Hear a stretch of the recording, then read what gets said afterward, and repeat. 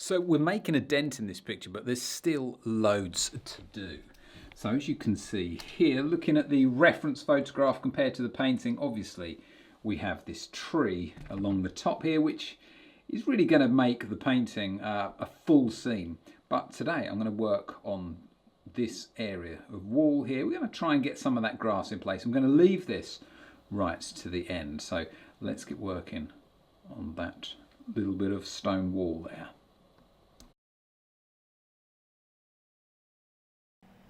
So as we did with the other areas of wall, we're going to add some texture first. So using the tree and texture brush here, I've mixed a little bit of refined linseed oil with the paint, so it's almost more like a glaze actually. We're just darkening a little bit the colour of that blocking, and this is a really good brush to get very small, gentle texture, which is what we need for this wall. And I'm going to go over this whole area with this texture.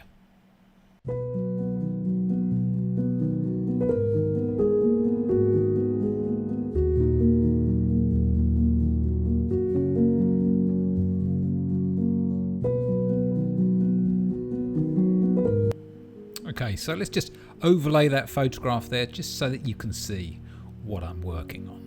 And I'm just going to now finish off with this last little bit of texture before we then move over to adding those dark little cracks in there with a rigger brush.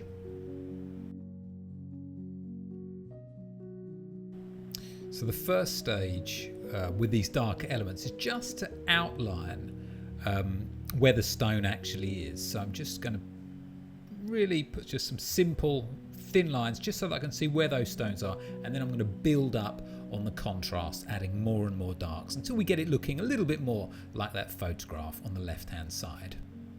I will say, however, I'm not trying to get these stones exactly the same as they are in that reference photograph.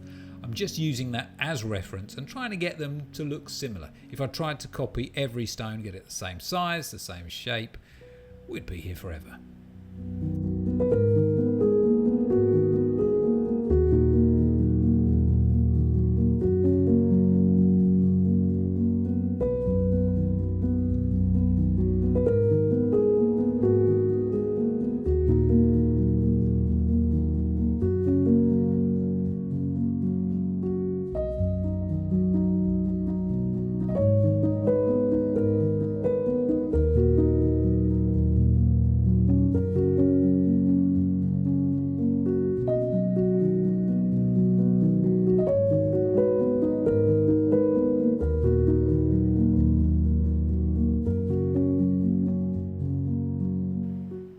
Alrighty, so with those outlines now in place, I'm going to start adding those darker colours in between the stones. Using the same brush, and this is where that wall is really going to start coming together and looking just like that photograph on the left hand side.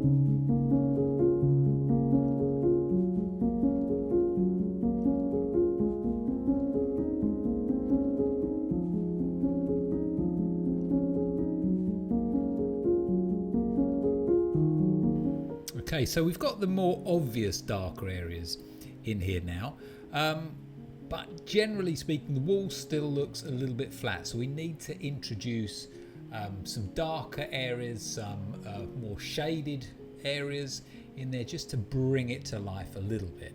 So we're going to go back to the tree and texture brush now. There's also some moss and things on there, so we need to start introducing various colours and things like that. Now as I'm doing this, I'm just trying to be quite conscious that I don't do a blanket dark colour over the whole area. I'm just trying to pick out the shades where you've got the shadows and just the more obvious darker tones. Once we've done this, then we can go back to the rigger brush and start to add some of the highlights, which is really going to bring it to life.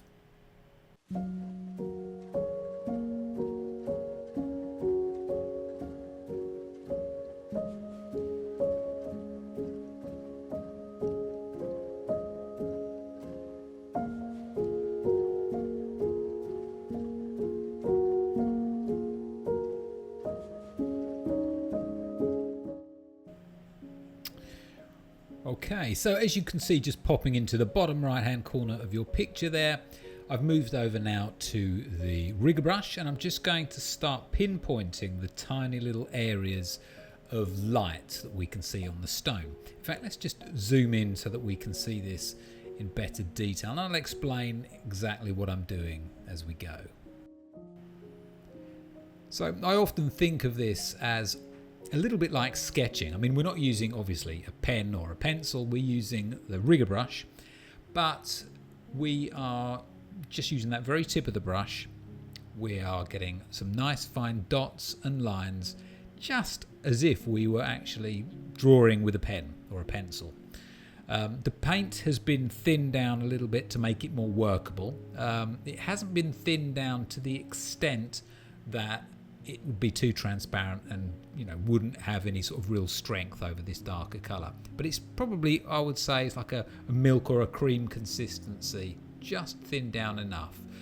You can use thinner to do this, or you can use linseed oil, but we just need to make that paint a little bit more workable. So I'm going to go over this whole area, adding these highlights, and then we're going to add some of these greens, as you can see in the moss there as well.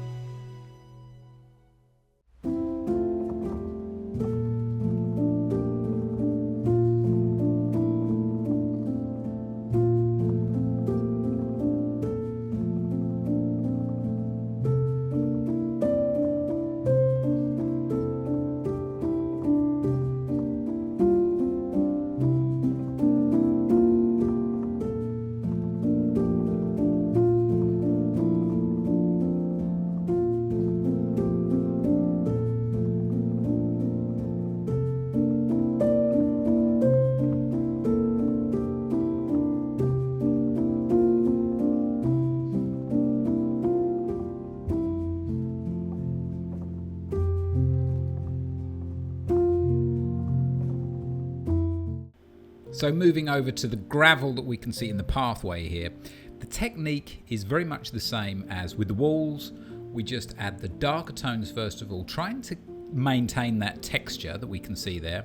And then once we've done that, we then add the highlights over the top.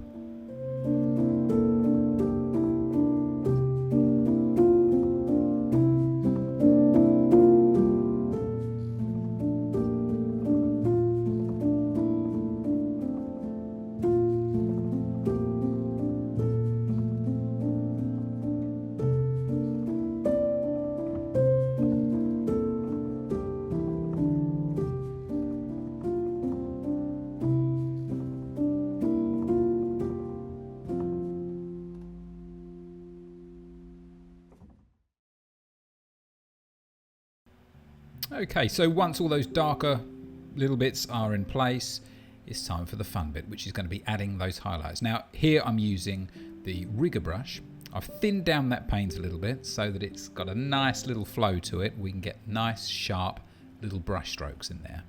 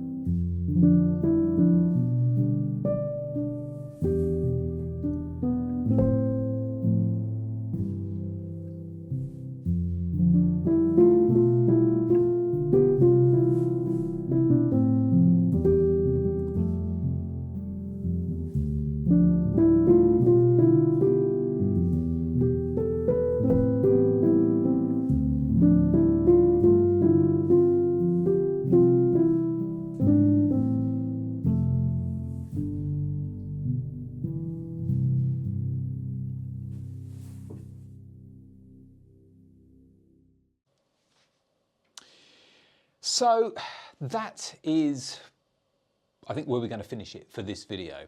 A lot of work has been done, but there is still lots more to do, which I'm going to probably not far off complete this in the next video. So if you do want to see how I finish this painting, make sure you're subscribed, click the bell icon, give it a thumbs up, that's always good to see.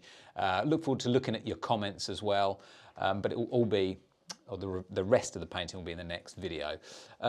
Just for your information, all of the brushes that I've used and the painting surface is available from my shop website, which is www.shopmichaeljamessmith.com. And if you really want to get good at painting yourself, then why don't you check out my online painting school, which is www.michaeljamessmith.tv. There's loads of information on there, as there is on the shop website as well. There's just loads and loads of, there's a knowledge base, lots of frequently asked questions. Go and check it out if you're interested. But other than that, I shall see you in the next video. So anyway, take care everybody, see you soon.